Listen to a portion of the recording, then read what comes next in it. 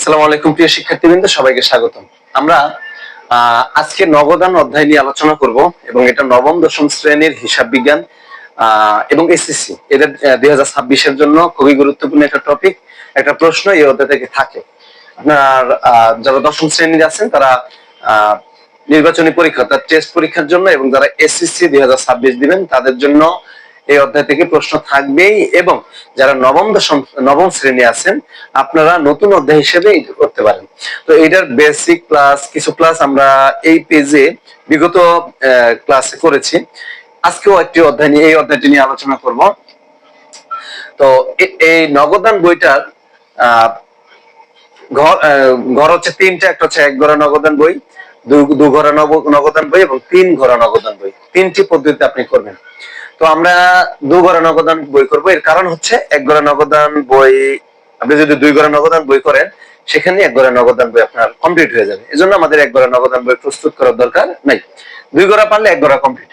আমি আপনাকে আগে ঘরের সাথে পরিচয় করাই দিই। হ্যাঁ, ঘরটা হচ্ছে দুটা পক্ষ থাকবে, একটা হচ্ছে ডেবিট, একটা হচ্ছে ক্রেডিট পক্ষ। ঠিক আছে?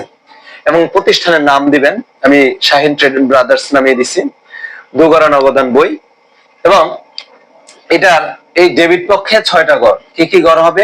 প্রথমে তারিখ, এরপর হচ্ছে প্রাপ্তি বা বিবরণ। ঠিক আছে? এরপরে হচ্ছে দুইটা ঘর ছোট থাকবে, এই ঘরে তেমন কোনো কাজ নাই, বাউচার নং এবং খতিয়ান পৃষ্ঠা। আপনি যখন কন্টেন্টটি পাবেন তখন একটু এখানে একটা সি লিখতে হয়। তো যাই হোক, এই সি লিখতে তো আর এত বড় ঘর দরকার নেই। এই ঘর দুইটা ছোট হবে। তারিখ, প্রাপ্তি, বাউচার নং, খতিয়ান পৃষ্ঠা, নগদ টাকা, ব্যাংক টাকা। সেম একই কথা, এই মানে একই ঘর 6টা, এই পাশে 6টা ঘর হবে। শুধু এখানে প্রাপ্তির জায়গায় প্রদান কথাটা দিবেন। তারিখ, বিবরণ বিবরণ বা প্রদান, বাউচার নং, খতিয়ান পৃষ্ঠা মানে খ ডট পি ডট। ঠিক আছে? নগদ টাকা, ব্যাংক টাকা।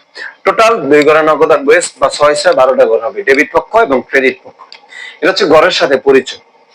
এবার নগদান বই যখন প্রস্তুত করবেন, আপনারা যারা খতিয়ান বই বা খতিয়ান হিসাব করেছেন, এই মানে হিসাব বিজ্ঞানেরই খতিয়ানের টিসক পদ্ধতি আর নগদানের পদ্ধতি একই সেম। খতিয়ানের টিসক পদ্ধতি আপনি যেমন জাবেদার মাধ্যমে ডেবিট ক্রেডিট পক্ষ নির্ণয় করার পরে যার হিসাব করছেন ও যদি ডেবিট থাকে তাহলে ডেবিট পাশে টাকা দিয়েছেন বিপরীত নাম দিয়া। নগদানও সেম এই ক্যাটাগরিতে হবে। অর্থাৎ আপনি যদি খতিয়ানের টিসক পদ্ধতি করে থাকেন আপনার জন্য এই অঙ্ক 60% বা 50% বলতে পারি যে কমপ্লিট। এবং এটার মেন হচ্ছে জাবেদা, আপনি জাবেদা সঠিকভাবে করলে এই অধ্যায় হবে। আরেকটা বিষয় বলে রাখি, সেটা হচ্ছে নগদান বইয়ে কোনো অনগদ বাকিতে লেনদেন আসবে না। নগদান বইয়ে কোনো বাকিতে লেনদেন এখানে অন্তর্ভুক্ত হবে না। তো আমরা পড়ি আস্তে আস্তে ধাপে ধাপে। আপনাদের যদি অঙ্ক করার পর সমস্যা আমাদেরকে জানাবেন, ইনশাল্লাহ আমরা বিস্তারিত বলে দিব। এবং এই ক্লাসের কিছু ধারণা আমরা বিগত ক্লাসগুলো এবং ভিডিওর মাধ্যমে দেওয়া আছে আমাদের এই পেজে। আমি এটা একটু পড়ি। শাহিন ব্রাদার্স এর ব্যবসায়ের নগদ ও ব্যাংক হিসাবের আর কি ডট দিছি আমি, লেনদেন গুলো নিম্নরূপ। এখন একটু বসেই পড়ি আমি। 2025 জুনের 1 দেখা যায়, 2025 জুনের 1 নগদ তহবিল 28,000 টাকা, ব্যাংক জমাতিরিক্ত 40,000 টাকা। আমরা একটা করে এন্ট্রি দেখবার একটা করে পড়বো। হ্যাঁ, নগদ তহবিল যদি নগদান হিসাবে আপনার 1 তারিখের হিসাবটা এরকম নগদ তহবিল, তারপর হাতে নগদ, ঠিক আছে, নগদ উদ্বৃত্ত, এই কথাগুলা যদি থাকে 1 তারিখের হিসাবে, ঠিক আছে, এই কথাগুলো যদি থাকে তাহলে এটা ডেবিট পাশে যেহেতু নগদ তহবিল নগদ কথা আছে, নগদ কলামে টাকা হবে, শুধু লিখতে হবে ব্যালেন্স বিডি, অর্থাৎ প্রারম্ভিক শুরু করছে আমি। ঠিক আছে? যদি নগদ তহবিল থাকে, হাতে নগদ থাকে বা প্রারম্ভিক নগদ তহবিল থাকে, অথবা ব্যাংক জমার উদ্বৃত্ত বা নগদ উদ্বৃত্ত, এই টাইপের কথাগুলো যদি থাকে নগদ উদ্বৃত্ত, তাহলে ডেবিট পাশে নগদ কলামে টাকা হবে, আমরা লিখবো ব্যালেন্স বিডি। আমি লিখি, এই যে রেড পেনটা কি দেখা যায়? ব্যালেন্স আমি বাংলায় লিখলাম বিডি। হ্যাঁ, ব্যালেন্স বিডি। এটা হচ্ছে আমরা 1 তারিখে হিসাব করতেছি। এবার এটা টাকাটা কোন করে বসবো? 28,000 টাকা নগদের ঘরে। ঠিক আছে, ঘরটা ছোটই করছি কারণ 612টা তো আবার এই পাশে এন্ট্রি করতে হয়েছে, এজন্য আপনারা বুঝে নিবেন। এটা আমি 28,000 টাকা লিখছি। হ্যাঁ, এরপরে লিখছে 1 তারিখের ব্যাংক জমাতিরিক্ত 40,000 টাকা।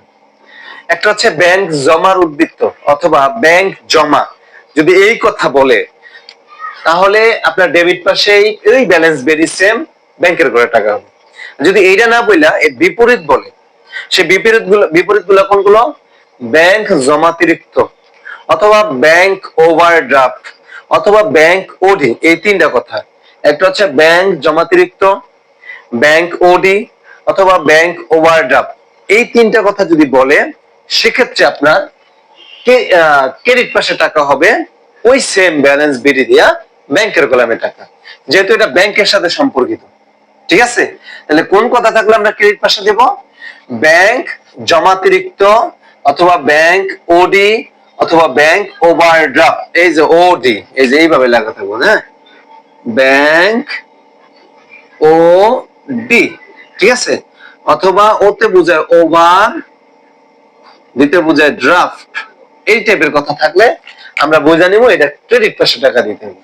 এবং ব্যাংক জমাতিরিক্ত থাকলে তাহলে আমরা ব্যালেন্স বেরিয়ে দিব। হ্যাঁ,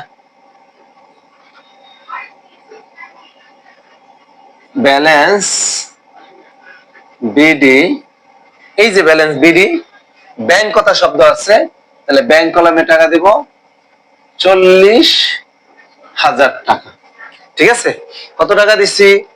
40,000 টাকা। এটা হচ্ছে আমার 1 নাম্বার এন্ট্রি ক্লিয়ার। ঠিক আছে, তাহলে আমি 1 নাম্বার এন্ট্রি দাগ দিলাম, শেষ। একের পরে 9 নাম্বার এন্ট্রি লেখছে যে মানে 9 জুন আর কি, 5% বার্তায় পণ্য ক্রয় করলে আপনার ব্যয়ের পরিমাণ বাড়ে, অর্থাৎ ক্রয় করার ফলে আপনি পণ্য প্রতিষ্ঠানে আনছেন, অর্থাৎ ক্রয় ব্যয় বৃদ্ধি, বাট নগদ টাকা কমছে। তাহলে এটা জাবেদাকে করবে, নগদান করার ক্ষেত্রে আগে সর্বপ্রথম আপনাকে জাবেদা করতে হবে। তাহলে জাবেদা কি হবে? পণ্য ক্রয়, এটা নগদেই করছে, হ্যাঁ, কারণ কোনো প্রতিষ্ঠানের নাম উল্লেখ নাই, তাহলে এটা নগদ ক্রয় আর কি। যদি কোনো ব্যক্তি বা প্রতিষ্ঠানের নাম উল্লেখ করে এবং ক্রয়ের ক্ষেত্রে অথবা বিক্রয়ের ক্ষেত্রে যদি কোনো ব্যক্তি বা প্রতিষ্ঠানের নাম উল্লেখ করার পরে ক্রয় অথবা বিক্রয় থাইকা যদি নগদ কথা না থাকে তাহলে এটা বাকি। আজকের অঙ্কের ভিতরে কোনো ব্যক্তি প্রতিষ্ঠানের নাম নাই, কারো নিকট কিনছি ক্রয় করছি এরকম কোনো কারো নাম নাই, তাইলে বুঝতে হবে এটা নগদে ক্রয় করছে। ঠিক আছে, আর যদি ব্যক্তি প্রতিষ্ঠানের নাম থাকে নগদ কথা উল্লেখ না থাকে তাহলে বুঝতে হবে এটা বাকি। এটা অঙ্ক আসলে আমরা দেখাই দেবো যদি এই টাইপের আসে। তাহলে 5% বার্তায় পণ্য ক্রয়, আপনি ক্রয় করেন বা বিক্রয় করেন, আগে বার্তার টাকা ছেড়ে নিতে হবে, বার্তার টাকা আগে ছাড় দিয়ে তারপরে এই টাকাটা আপনার ধরতে হবে। তাহলে 5% বার্তা যদি হয়, আমরা যদি 30,000 উপরে 5% বার্তা করি, 30,000 গুণ 5%, 1500 টাকা আসছে। হ্যাঁ, তাহলে 30,000 1500, 28,500 টাকা আসছে আপনার। হ্যাঁ, এটা ক্রয়। তাহলে আগে এই পণ্য ক্রয়ের জাবেদা করবো আমরা। পণ্য ক্রয়ের জাবেদা কি?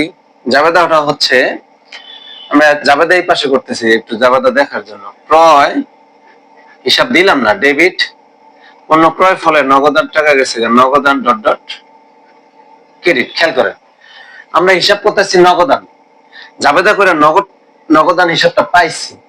যেহেতু নগদান হিসাব পাইছি তাহলে নগদ কোন পাশে পড়ছে? ক্রেডিট। আমরা টাকা ক্রেডিট পাশে দিব বিপরীত নাম অর্থাৎ ক্রয়ের নাম দিয়া। খেয়াল করছেন, আপনি আগে সর্বপ্রথম জাবেদা করবেন, জাবেদা করার পরে দেখবেন যে নগদ কথাটা কোথায় আছে, ব্যাংক কথাটা কোথায় আছে, টাকা ওই পাশে বসবো কিন্তু বিপরীত নাম। আমরা আজকে যখন নগদান এই জাবেদাটা করছি, এই যে 9 নাম্বার এন্ট্রি, জাবেদা হচ্ছে ক্রয় ডেবিট, নগদান ক্রেডিট। তা আমি তো নগদান হিসাব করতেছি, নগদান হচ্ছে ক্রেডিট, আমি ক্রেডিট পাশে টাকা দিব, আমার বিপরীত নাম ডেবিট অর্থাৎ ক্রয়ের নাম দিয়ে দিব। তাহলে আমি এটা জাবেদা করার পরে তারিখটা হচ্ছে 9। হ্যাঁ, 9 তারিখ ক্রয় হিসাব দেব, খেয়াল করছেন? ক্রয় হিসাব, হিসাব হরিষ্কার হি দিয়ে ডট দিতে পারেন, অথবা হরিষ্কার হি দন্ত সহকার সা, যা বানান পুরোটা লিখতে পারেন দন্ত সহকার সা। হিসাব, ক্রয় হিসাব দিয়ে নগদ গড়া টাকা বসবো। 30,000-এ যখন 5% করছি 1500 টাকা, এবং 1500 টাকা 30,000 থেকে বাদ দেওয়ার পরে বের হয়েছে 28,500। 28,000 কত টাকা? 500 টাকা হয়েছে। হ্যাঁ, এই যে বাট্টার টাকা বাদ দিয়ে তারপরে ক্রয় বিক্রয় হিসাব করবেন। হ্যাঁ, আচ্ছা এবার আমরা জাবেদাটা বুঝছি। এবার জাবেদা পুরো করে নিতেছে আপনাদের সুবিধার্থে। এরপরে হচ্ছে আচ্ছা 9 কমপ্লিট। আমরা 12 নাম্বার হিসাব করি। 4% বাট্টায় রবিউলের নিকট 2,000 টাকার পণ্য বিক্রয় করা হলো। দেখেন এন্ট্রি আইসা বলছে, ঠিক আছে? একটু আগে এই বিষয় আলাপ করছি। 12 নাম্বার এন্ট্রি বলছে 4% বাট্টায় রবিউলের নিকট 20,000 টাকার পণ্য বিক্রয় করা হলো। এটা কি নগদ লেনদেন, অর্থাৎ নগদে বিক্রি করছি? না। কেন? এই যে একটু আগে রিপিট করছি যে ক্রয় এবং বিক্রয়ের ক্ষেত্রে যদি কোনো ব্যক্তির নাম অথবা কোনো প্রতিষ্ঠানের নাম উল্লেখ থাকে, এবং উল্লেখ করার পরে যদি বিক্রয়টা নগদ কথা উল্লেখ না থাকে কোথাও, তাহলে বুঝতে হবে এটা বাকিতে। এই যে রবিউলের নিকট করছে একটা ব্যক্তির নাম, 20,000 টাকার পণ্য বিক্রয় করছি, ঠিক আছে, কিন্তু নগদ কথা তো এখানে উল্লেখ নাই। কোথাও কি নগদ কথা উল্লেখ আছে? তাহলে এটা বাকিতে লেনদেন। আর বাকিতে লেনদেন নগদান বইয়ে আসবে না। এটা ক্রস রেড চিহ্ন দিয়ে দিলাম, এই যে ক্রস, এখানে আসবে না। নগদান হিসাব শুধুমাত্র নগদ লেনদেন গুলো আসবে, শুধুমাত্র ব্যাংকের সাথে নগদ লেনদেন, তারপর হচ্ছে এই কোনো ব্যক্তির সাথে বা কোনো প্রতিষ্ঠানের সাথে নগদ লেনদেন আসবে, নগদ কথাটা সেখানে থাকবে। এই জাবেদা করার পরে কোনো নগদ আসবে না। আরো সহজ হচ্ছে, আপনি যখন জাবেদা করবেন, এই জাবেদার ভিতরে যদি নগদ কথা উল্লেখ না থাকে তাহলে বুঝবেন মানে ডেবিট ক্রেডিটের, অথবা ব্যাংক কথা না থাকে তাহলে এই এন্ট্রি আসবে না। এই জাবেদা করার পর দেখেন জাবেদাটা কি হয়।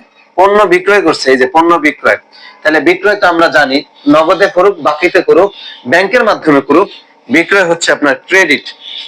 আমি যদি লিখি, ধরেন আমি যদি লিখি বিক্রয় ক্রেডিট, শর্টকাটে লিখতেছি আর কি, বিক্রয় ক্রেডিট।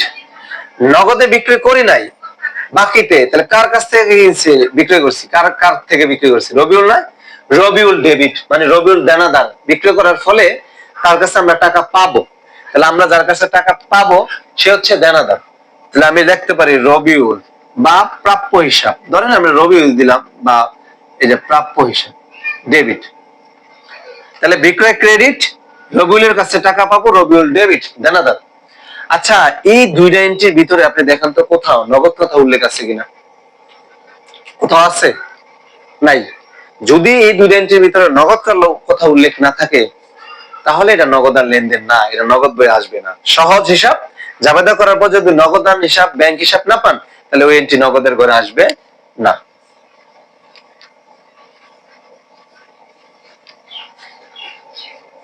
তাহলে 12 বাদ 17। ব্যাংক হতে ঋণ গ্রহণ 15,000 টাকা। এই যে ব্যাংক হতে কি গ্রহণ? ঋণ গ্রহণ। ব্যাংক হতে ঋণ গ্রহণ করছে 15,000 টাকা। ব্যাংকে আমার মানে অ্যাকাউন্টের থেকে টাকা নিয়ে নেয়, ব্যাংকের থেকে ঋণ গ্রহণ করছে। এটা জাবেদা হবে। ব্যাংকের থেকে ঋণ গ্রহণ করলে বাস্তবিক অর্থে আপনি একজন গ্রাহক, ব্যাংকে গেছেন বা একজন ব্যবসায়ী হিসাবে ব্যাংকের থেকে যখন ঋণ গ্রহণ করবেন আপনার নগদ টাকা বাড়বে। ব্যাংকের থেকে টাকা আনছেন না, তাহলে নগদান কি? ডেবিট। জাবেদাটা আমরা করি। হ্যাঁ, দেখেন নগদান ডেবিট, কারণ নগদ টাকা বাড়ছে, ঠিক আছে? এবার এই যে ঋণ গ্রহণ করছেন, এটা ব্যাংকের হিসাব না, এটা ঋণ, ব্যাংকের ঋণ, ঋণ একটা দায়, দায় ক্রেডিট। তাহলে ব্যাংক ঋণ হিসাব ক্রেডিট। ব্যাংক, ব্যাংক হিসাব না কিন্তু, ব্যাংক ঋণ হিসাব ডট ডট ডট ক্রেডিট। ব্যাংকের থেকে টাকা আনছি, নগদ টাকা বাড়ছে, আর ব্যাংক ঋণ, ঋণ একটা দায়, দায় তো ক্রেডিট হয়। কোথা থেকে ঋণ নিছি? ব্যাংক থেকে, এজন্য ব্যাংক হিসাব ক্রেডিট। আমরা জাবেদা করার পরে নগদান পাইছি, তাহলে এটা নগদ লেনদেন, মানে এটা নগদান করে অন্তর্ভুক্ত হবে, নগদান করে। নগদান ডেবিট, আমরা টাকা ডেবিট পাশে দিব, ব্যাংক ঋণ মানে বিপরীত নাম দিয়া 17 নাম্বার এন্ট্রি মানে 17 তারিখের আর কি। এন্ট্রিটা কি হবে? ব্যাংক ঋণ হিসাব, ব্যাংক ঋণ হিসাব। টাকা কোন ঘরে বসবে? এই যে নগদান ঘরে আসছে না, জাবেদা করার পরে নগদ ঘরে টাকা হবে, আর ব্যাংকের ঘরে দিয়েন না। 15,000 টাকা, ঠিক আছে? কোথায় দিছি? নগদ ঘরে। জাবেদার মাধ্যমে এই হিসাবগুলো করা যায় আস্তে আস্তে। নগদানের নিয়মই হচ্ছে আপনি জাবেদা করবেন, জাবেদা করে করে হিসাব মিলাবেন। তাহলে 17 কমপ্লিট। 29, হ্যাঁ, মালিক কর্তৃক ব্যবসায় বিনিয়োগ 12,000 টাকা। অঙ্কটা ছোট একটা অঙ্ক নিচ্ছি। মালিক কর্তৃক ব্যবসায় বিনিয়োগ, শোনেন, মালিক ব্যবসায় যা দিব তাই মূলধন। মালিক ব্যবসা প্রতিষ্ঠানে যা কিছু দিবে তাই মূলধন হিসাবে গণ্য করবেন। এই যে মালিক কর্তৃক ব্যবসায় বিনিয়োগ মানে ব্যবসায় মালিক দিছে নিজে 12,000 টাকা, এটা মূলধন।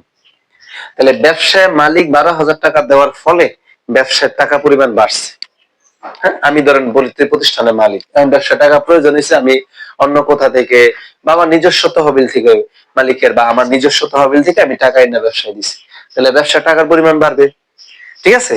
আর আমার যে মালিকানা সত্ত্ব মূলধন এটা ক্রেডিট হবে। তো ব্যবসায় এই যে 12,000 টাকা দিচ্ছে, মালিক যা দিবে তাই মূলধন। মূলধন কি? ক্রেডিট। আমরা যদি জাবেদা করি, আমরা জাবেদা করলে দেখেন মূলধন হিসাব ক্রেডিট, কারণ মূলধন ক্রেডিট, মালিক যা দিবে তাই মূলধন, আর মূলধন ক্রেডিট। আর ব্যবসায় নগদ টাকা দেওয়ার ফলে নগদ টাকা বাড়ছে, নগদান হিসাব ডেবিট। এই যে নগদান, লেখাটা বুঝেন না আপনারা, আমি মুখে বোঝাচ্ছি, নগদান হিসাব ডেবিট, নগদ টাকা বাড়ছে। এখন আপনি জাবেদা করার পরে কি পাইছেন? নগদান ডেবিট, টাকা ডেবিট পাশে, এই যে ডেবিট পক্ষ, নাম হবে উল্টা নাম মূলধন, ঠিক আছে? এন্ট্রি নাম্বার কত? 29, মানে তারিখ নাম্বার 29। আমরা বিপরীত নাম দেব মূলধন হিসাব। কত টাকা? 12,000 টাকা নগদের ঘরে, ঠিক আছে?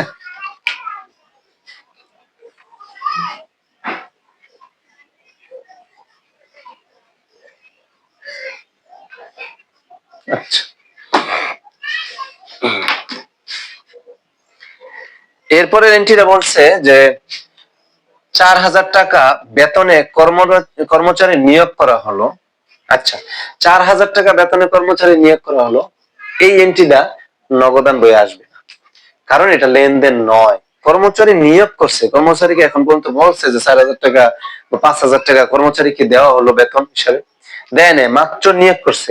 আপনার প্রতিষ্ঠানে যদি আপনি কোনো কর্মচারী নিয়োগ করেন, এই মাসে নিয়োগ করছেন, বাট টাকাটা এখন পর্যন্ত বেতন পরিশোধ করেন না, এটা একটা চুক্তি। তো এই চুক্তি বা বেতন পরিশোধ না করার ফলে মানে নগদ টাকার সাথে এর কোনো সম্পর্ক নাই। সিম্পল হিসাব, আপনার প্রতিষ্ঠানে আপনি এই মাসে কোনো কর্মচারীকে নিয়োগ করছেন, এর মানে এই নয় যে আপনি টাকা তাকে দিয়ে দিচ্ছেন। চুক্তি হয়েছে, নিয়োগ করছে, মাস শেষ কাজ করবো, মাস শেষে টাকা, যখন টাকা পরিশোধ করব, বেতন দেব, তখন হিসাব লেনদেন হবে।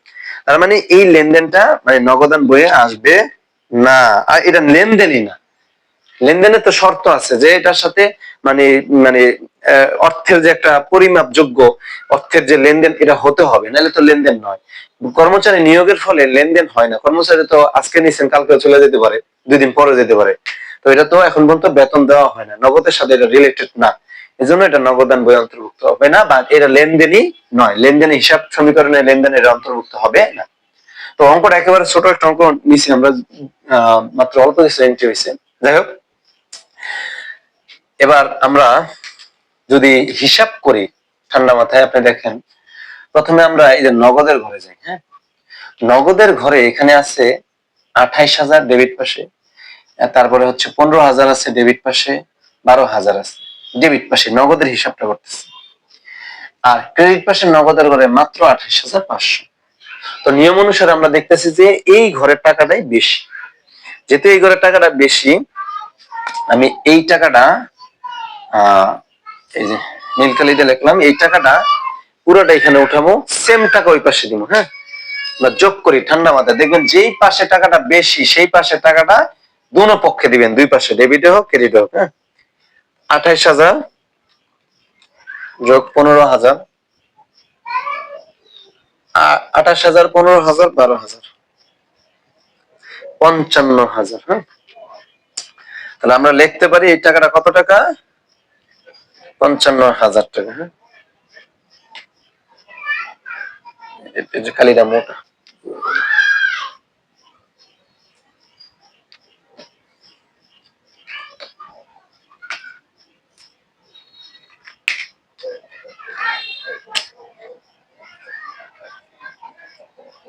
$55,000 জেড টেনে দিবেন, হিসাব বন্ধন করে দিবেন। হ্যাঁ, মানে হিসাব ক্লোজ করবেন আর কি। সেম 55,000 টাকা নগদের ঘরে আপনি বসাবেন, 55,000 টাকা। খেয়াল করছেন, এটার হিসাব ক্লোজ। ঠান্ডা মাথা দেখেন, প্রথমে এই জায়গায় হিসাবটা করার পর 55,000 লিখছি, সেম টাকাটা আমরা নগদের ঘরে ক্রেডিট পাশে লিখছি, অর্থাৎ ডেবিট পক্ষের 55,000, ক্রেডিট পক্ষে লিখছি। এখন আপনি খেয়াল করেন, এখানে তো 55,000 হয় না, তো যেই টাকাটা শর্ট এই পাশে, অর্থাৎ এই 55,000 টাকা থেকে 28,500 বাদ দিবেন। 55,000 বিয়োগ 28,500, 26,500 টাকা। হ্যাঁ, এই 26,500 টাকা আপনার এই পাশে, এই যে 26,500, ঠিক আছে?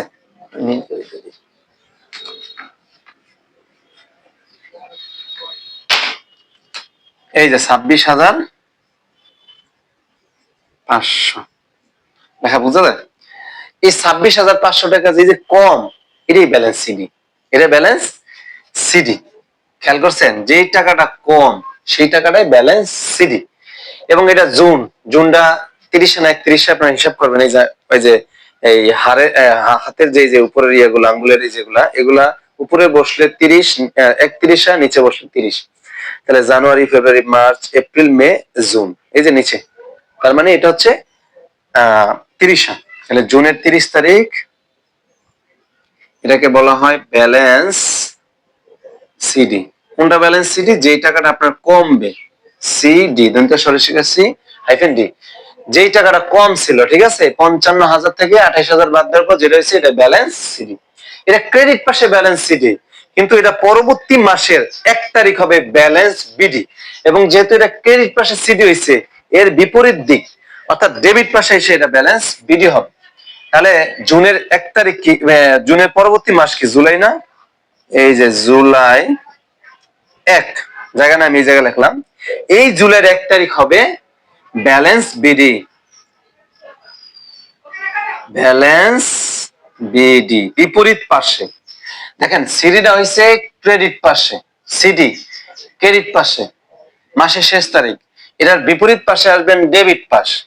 ওই মাসের পরবর্তী মাস, জুনের পরবর্তী মাস জুলাই 1 তারিখ ব্যালেন্স বিডি। কত টাকা? 26,500 টাকা। এখানে হিসাব ক্লোজ করবেন না, ঠিক আছে? এটা আমরা নগদের হিসাব করছি। এবার ব্যাংকের হিসাব করব। ব্যাংকে এই ঘরের টাকা একেবারেই খালি, ঠিক আছে? এই ঘরের টাকা একেবারেই কি খালি। আপনি দেখেন, এখানে 40,000 টাকা আছে ব্যাংকে, এই যে 40,000 টাকা। এই 40,000 টাকা নামাবেন, অর্থাৎ ক্রেডিট পাশে আজকে টাকা বেশি ব্যাংকের, নামান, হিসাব ক্লোজ আগের মতন। এই যে হিসাব ক্লোজ, সেম ডেবিট পাশে 40,000 লিখবো। 40,000, লেখাটা মনে একটু ছোট হয়ে গেছে। এই যে 40,000, অর্থাৎ 40 দিয়ে 3টা শূন্য দিবেন, 40,000। হিসাব ক্লোজ, ক্লিয়ার? এবার আপনি কি করবেন? ওই যে এই পাশে যে হিসাব দিচ্ছেন, ফাঁকা কিছুই নাই, খালি। তাহলে আপনার বুঝতে হবে পুরো 40,000 ব্যালেন্স সিডি, যেই টাকাটা কম থাকবে সেটাই ব্যালেন্স সিডি। এখন আমার পুরো টাকাই কিছুই নাই, তাহলে এই 40,000 এখানে দিব, এটা হচ্ছে ব্যালেন্স সিডি। এই যে এটা ব্যালেন্স সিডি, এবং এটা আছে ওই যে মাসের শেষ তারিখ। মাসের শেষ তারিখ কত? 30। তাহলে জুনের 30 ব্যালেন্স সিডি। এটা হলো ব্যাংকের হিসাবটা করতেছে, যে ব্যালেন্স সিডি 40,000। ডাক দিবেন না, বোঝানোর জন্য দিচ্ছি। হ্যাঁ, দাগ বোঝানোর জন্য দিছি কিন্তু। তাহলে ব্যালেন্স সিডি 40,000 টাকা। কেন 40,000 হয়েছে? এখানে কিছুই নেই, এই পুরো টাকাটাই মানে ব্যালেন্স সিডি। এখন ডেবিট পাশে ব্যাংকের সিডিটা হইছে ডেবিট পাশে, যে ডেবিট, এই যে ব্যাংকের সিডি, এটার বিপরীত পাশ ক্রেডিট। ক্রেডিট পাশেই জুনের পরবর্তী মাস হচ্ছে জুলাই, জুলাই 1, জায়গা নেই, এখানে লিখলাম জুলাই 1। এই যে ব্যালেন্স সিডি, এটাই পরবর্তী মাসের 1 তারিখ হবে ব্যালেন্স বিডি, এবং এটা ব্যাংকের ঘরেই যাবে ব্যালেন্স বিডি। এটা কোন কলামে? যেহেতু ব্যাংকের ঘরে সিডি, তাহলে ব্যাংকের ঘরে আপনি 40,000 টাকা বিডি দিবেন। এইভাবে আপনি সিডি বিডি করবেন ঠান্ডা মাথায়। প্রথমে আমরা নগদের হিসাবটা কিন্তু করছি, হ্যাঁ, প্রথমে কিসের হিসাব করছি? নগদের। ঠিক আছে, দেখেন নগদে 55,000 এই পাশে বেশি ছিল, এখানে লিখছি সেম, এটা লিখছি। লেখার পরে এই 28,000 থেকে, অর্থাৎ নগদের করে কিছু টাকা ছিল, 28,000 থেকে 55,000 বাদ দিছি, বাকি যে টাকাটা কম বা ঘাটতি, এটাই ব্যালেন্স সিডি। যেহেতু এই পাশে সিডি হয়েছে ক্রেডিট পাশ, পরবর্তী ডেবিট পাশে পরবর্তী মাসের 1 তারিখ ব্যালেন্স বিডি। এটা হলো নগদের হিসাব। এবার ব্যাংকের হিসাব কি আসছে? ব্যাংকের হিসাব দেখেন 40,000 এই ঘরে বেশি, পুরাটাই 40 লিখছি, এই পাশে 40 দিছি, এখানে কিছু নাই, মানে পুরাটাই আপনার ঘাটতি, এই জন্য 40 দিছি। আর এই মাসের জুনের শেষ তারিখ 30, ব্যালেন্স সিডি আগের মতো। এবার এই পাশে এটা ডেবিট পাশে যেহেতু সিডি হয়েছে, এর বিপরীত ক্রেডিট পাশে দেব ব্যালেন্স বিডি, পরবর্তী মাসের 1 তারিখ জুলাইয়ের 1। আর যেহেতু এটা ব্যাংকে সিডি হয়েছে, তাহলে আমরা ব্যাংক কলামে বিডি দিব। ঠিক এই নিয়মে আপনি নগদান হিসাব প্রস্তুত করতে পারবেন। আমরা আরো দুই ঘরে নগদান প্রস্তুত করব, এরপরে 3 ঘরে নগদান প্রস্তুত করব, কিভাবে বাট্টার হিসাব করা হয়। তো আমাদের এই অঙ্কগুলো আপনাদের মানে আশা করি আপনাদের আগামী পরীক্ষাগুলোর জন্য খুবই কার্যকরী হবে, এবং আপনাদের পরীক্ষায় বসার জন্য খুবই মানে উপকারে আসবে আপনাদের। এজন্য আমাদের এই পেজটি আপনার ফলো দিবেন, এবং পাশাপাশি এই অঙ্কগুলো আপনারা শেয়ার করবেন। আসসালামু আলাইকুম।